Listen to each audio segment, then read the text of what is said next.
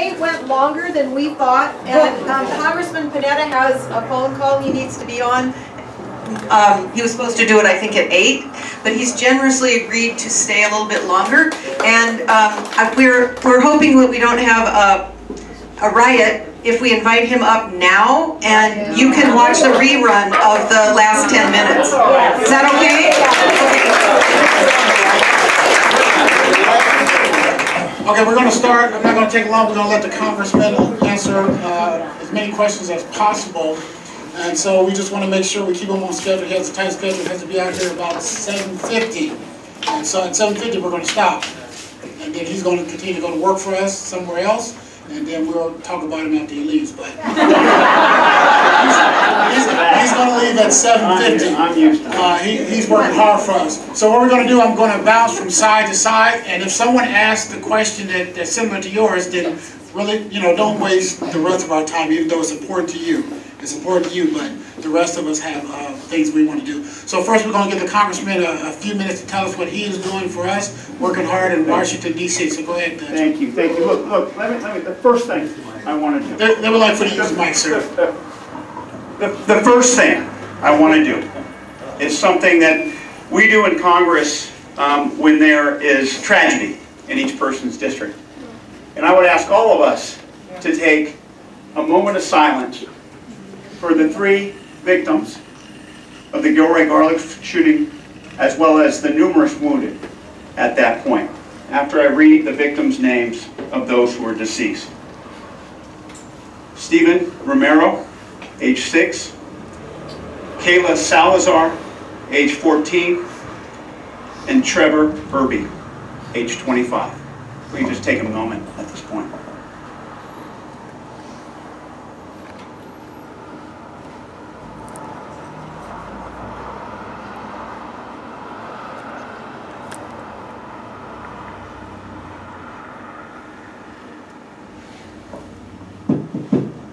Thank you. I do that, obviously, because all of us should reflect on what happened Sunday evening up there in Gilroy. I do that because there are times in which things put things and issues in perspective about where we live, our democracy, and the culture, and the politics that we're living in these days. And when it hits so close to home, as something that happened up there in Gilroy, it really makes you think profoundly about what's going on in this country. My daughter G and I were up at the Garlic Festival on Sunday from 11 to 3 p.m.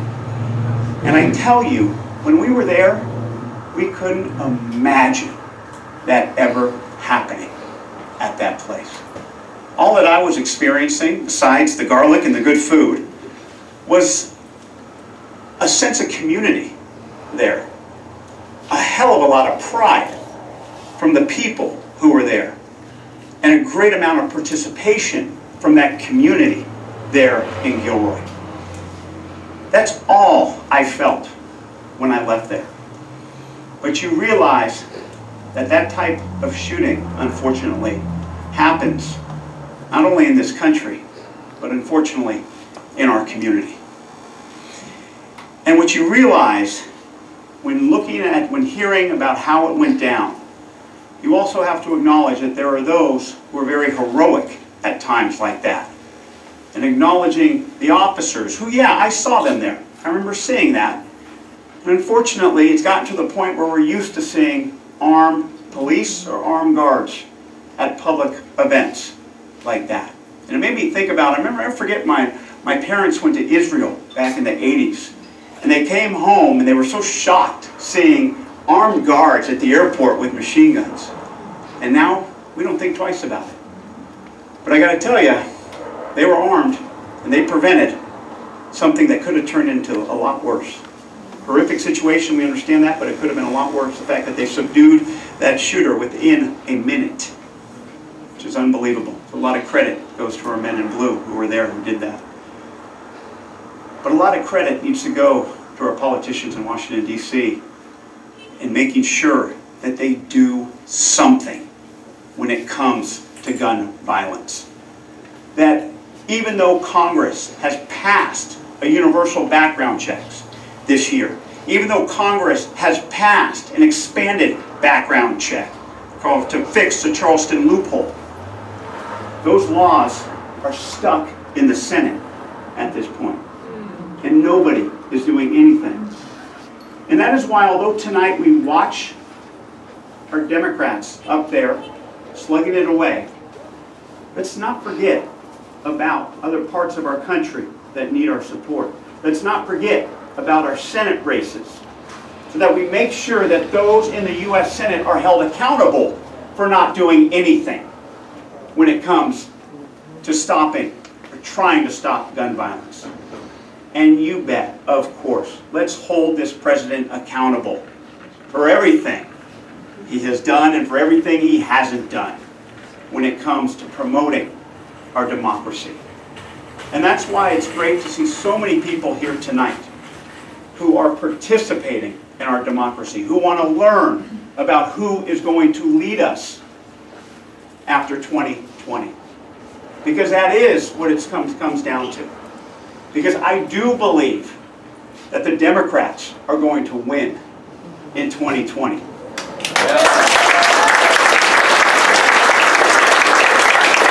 I can tell you, it takes this type of participation. What you got to think back to, and I remind you of this not to bring you down, I remind you of this to motivate you.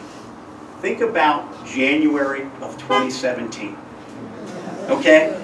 You remember how you felt back then? Do you remember how you felt on January 20th of that year? But I remind you of November of 2018. And I thank you because I'm now in the majority in the House of Representatives. What you did is not just stay within this district, not stay within our coastal blue districts. You went out into those red districts and you turned them blue. That's why we have 59 freshman Democrat members. Actually 62 freshman Democrat members. That's why 43 of those members turned their districts from red to blue. That's why this Congress is the check on this presidency at this point. And it's going to be up to us to continue to be the check on this presidency come November of 2020. No matter who is our Democratic nominee. That person needs our support. Those districts, those electoral states need our support. There's a reason why tonight's debate was held in Michigan. Because we know what happened. The last time it voted for a Republican was 1988. Except for 2016. And that can't happen again. And it won't happen again. As long as we continue to participate. Not just here in this district, but throughout this country. Because that is the only way we're going to get back that White House. That is the only way we're going to move our democracy forward. And that's why I stand here humbled. And I want to thank you for your participation tonight. And I look forward to your questions. Thank you so much. Right down here. Hey, Jim. Hello. How are you? I'm going to start an easy one. What is your present thoughts on impeachment and the potential post-prosecution of ex-President Trump? Yeah, look, I think the question asked by, let me start off with your second question. The question asked by Republican Ken Buck to Robert Mueller, I think, was appropriate in that, do you think this president can be prosecuted after the presidency? And the answer was yes. And I firmly believe that. Okay? Now, as a former prosecutor, I hated, to be honest with you, I hated some of my colleagues who looked at cases of, he committed the crime, he should do the time. And trust me, there were a couple DAs like that. But that's not how I was taught to prosecute cases. Because if you would do that, take for example, if you had someone who just turned 18, back when I was prosecuting a long time ago, and up in Oakland, California, as a young misdemeanor, or young felony deputy, marijuana, cannabis was still illegal. And cannabis was a felony. Possession of cannabis was a felony. 16 to 3 years. And so if you had that attitude, a young 18-year-old for possessing a gram of marijuana, gram of cannabis, could go to prison. And so what we were taught is you have to look at the big picture. Take into account that this guy is 18. He just became an adult. That he doesn't have a record. Take into account that he can be rehabilitated in going forward. Look at all of the facts. Okay? That's what we were taught. That's how we thought as prosecutors. When it comes to the impeachment of this president, you have to look at the big picture. Why do you want to impeach him? He broke the law. Exactly. Get him the hell out of office. Do you think an impeachment is going to do that? Well, hold him accountable. Hold on. Let me ask you something. Do you think an impeachment will remove him from office? No. Okay. Now, we are holding this president accountable at this point. That's why there are over 6 committees, standing committees, that are doing investigations into this president. Ways and Means, my committee, asking for his tax returns. Financial Services, Oversight, Intel, Judiciary. What else is there? There are a number of committees that are investigating this president and holding him accountable. It's exactly why Jerry Nadler, the chairman of the Judiciary, what did he do the other day? He opened his impeachment investigation to sit there and hold this president accountable, to ask for the grand jury secret testimony. And they're going to sue McCann for not showing up per that subpoena. They will continue to hold this administration and people who work with this administration and this president accountable by doing these investigations. Now, at this point, you cannot deny that the impeachment process is political. It is, okay? Now, unfortunately, if you were to impeach the president, if you were to go forward with impeachment, where does it take place? Does it take place in a courtroom? Does it take place in a place where you tell the jury, as I would tell the jury, you cannot rely on anything else but the evidence of this case? Okay?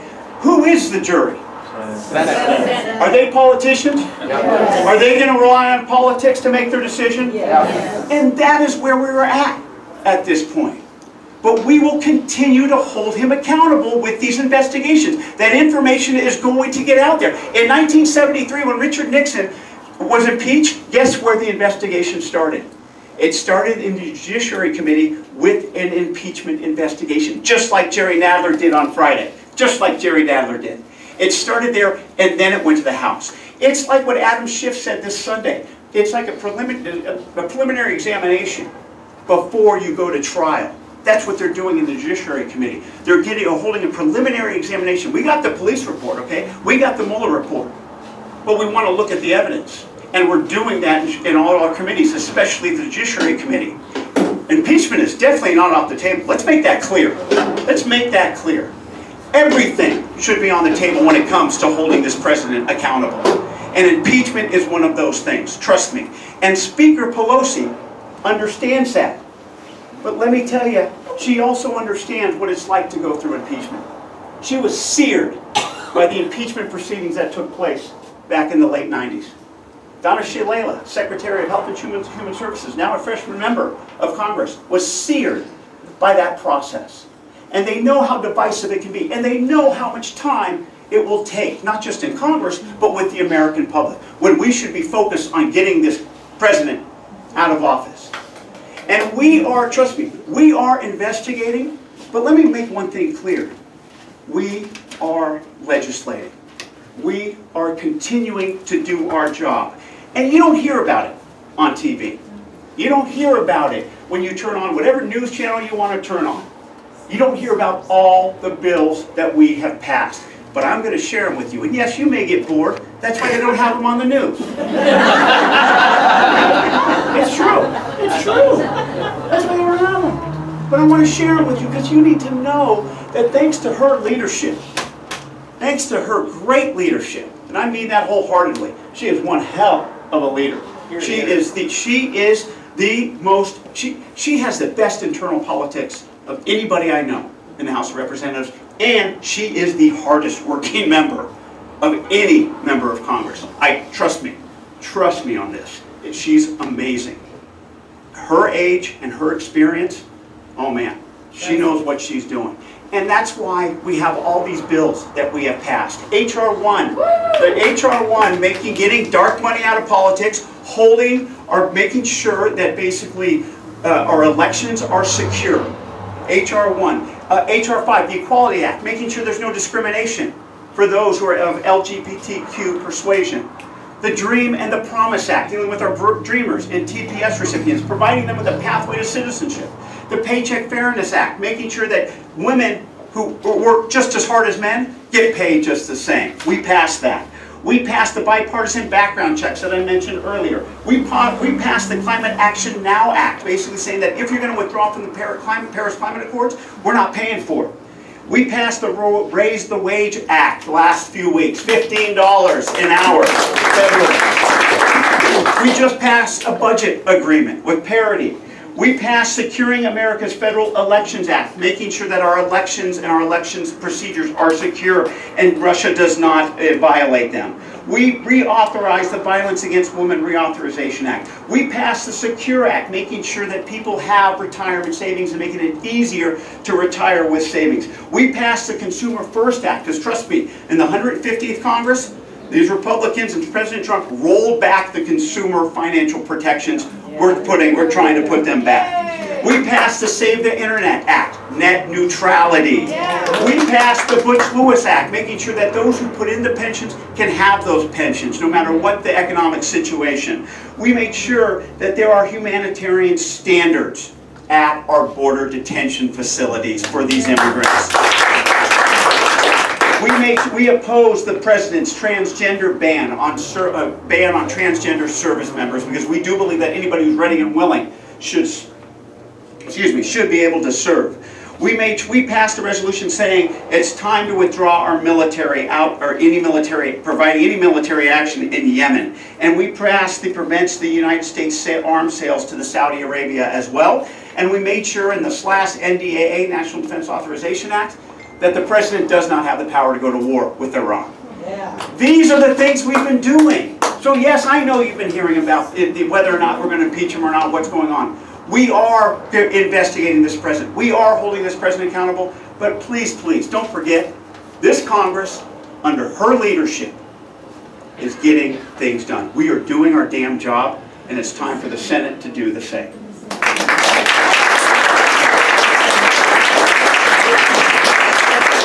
Jimmy, I think you just take another 30 seconds and tell us about the Budget and Parity Act. I think that you skipped over that about military spending and non-military. Yeah, look, I think basically, and it was negotiations led by the Speaker, once again. Negotiations making sure that basically the President did not get everything he wanted when it comes to the defense budget. It actually rolled it back by about $30 billion. But at the same time, we made sure that we got what we wanted in regards to domestic spending. It's called parity. And look, the tough thing is that it is going to add to our deficit. We know that. But at the same time, this is coming from a Republican Congress and a Republican President who cut taxes and added, close to $1 trillion to our deficit. We weren't going to cut. We weren't going to let their cuts be cuts on the rich, without basically making sure we secure the spending for those that need it the most. And that's the budget she agreed to. There will not be a budget shutdown coming around, we're pretty sure about, because of this agreement. And she made sure that basically any spending on defense, that we have just as much domestic spending as well. Thank you. I'm a two-time Vietnam veteran, and I've watched these shootings with these automatic rifles. Makes no sense. When I was at war, it made sense. It doesn't make sense at a festival. I spoke to you the night of the Pulse Memorial at the church in Marina. Yeah, sure. That's when you were just in office, just a new young guy, and said you could make some real... I was running for office. Yes. And I said you could be the one to lead this nation away from those automatic weapons. You would have that power. Now you have had it right in your backyard.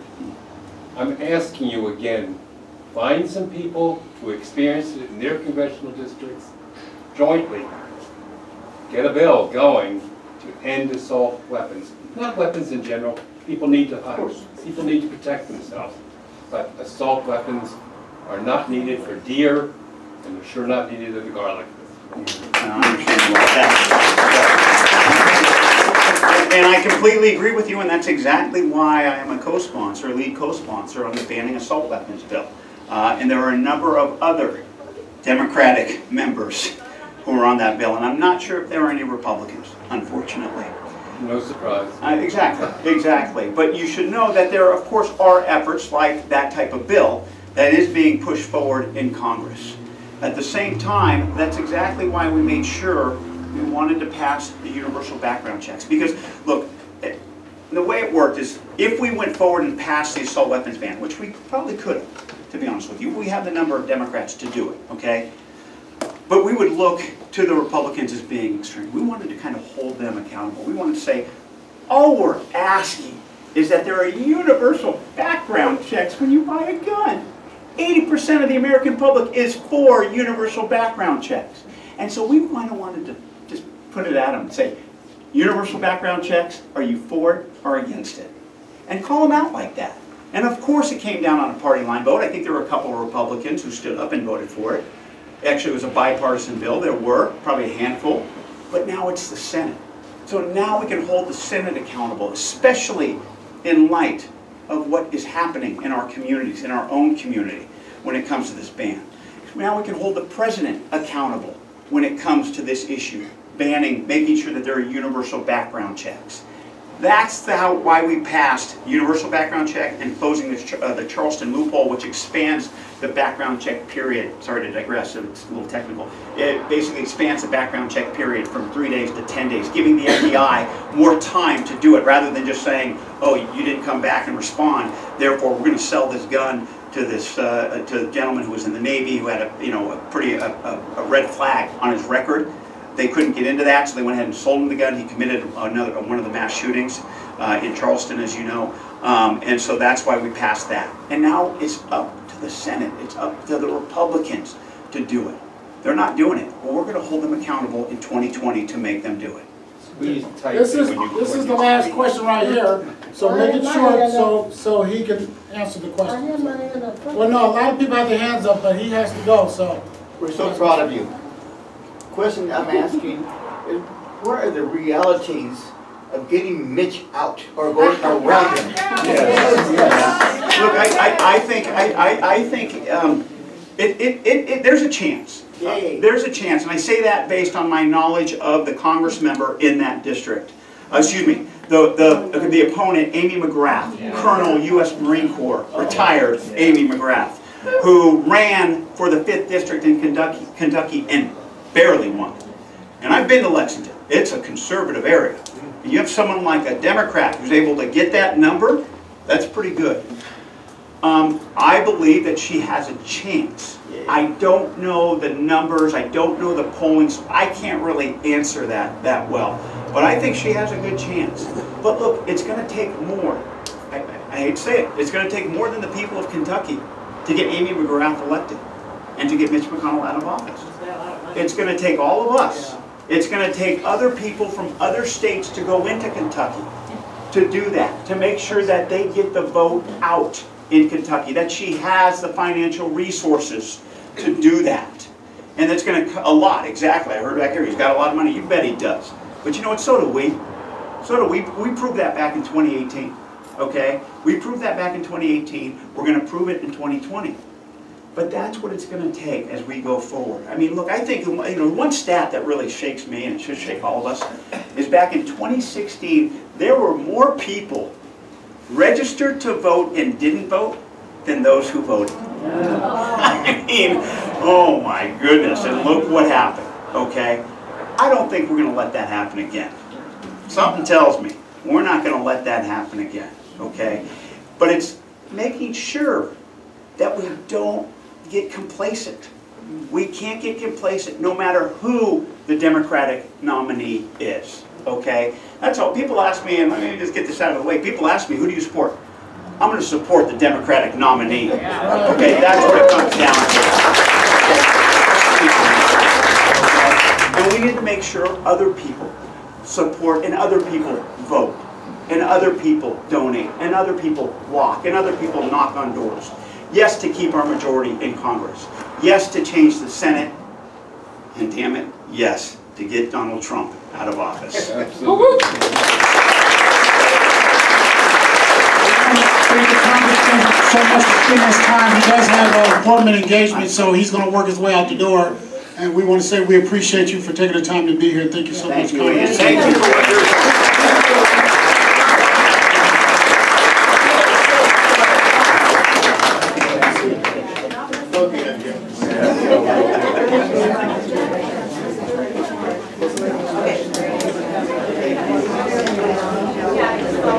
Hello.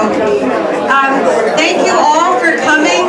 If you didn't get a chance to share a little wealth here with us to keep the center open, we'd appreciate it. I also have the sign up for the fair booth if you'd like to volunteer. And if you're not sure tonight, you'll probably get a link from us next time we send an e-blast. Thank you all for coming. And oh yeah, and one other thing, we are going to be here tomorrow night. So please join us tomorrow for round 2. And then this is Pat Fletcher from Swing Left, one of our partner organizations. She has an announcement as well. Yes, Jimmy talked about the 2018 midterms. It was Swing Left is a grassroots organization solely focused in 2018 on flipping the House to the Democrats. We did it. 2020 we're going for all the other houses as well. We're writing letters right now. We're writing letters to unregistered voters in key super states where we're trying to flip multiple races. So we will be here this Saturday from 1 until 3. Let me give you the important part. Go to swingleft.org, put in your zip code, and it will point you to our activities that are coming up. They're all happening here. We've got 3 events this month. Come here, write letters with us, do RSVP so we know how many letters to bring with us, and come join the fight. We really need to do it. Thank you. Okay, thank you again, and thank you, Allison Kerr, Mayor of Delray Oaks. Any other electeds that we missed besides Jimmy Panetta? We thanked him. Oh, I'm sorry. Bill Peak, thank you, from Pacific Grove City Council. Mayor, sorry. Next time you'll be president, so there you go. Anybody else? Good to see you. We missed? Okay, thank you again.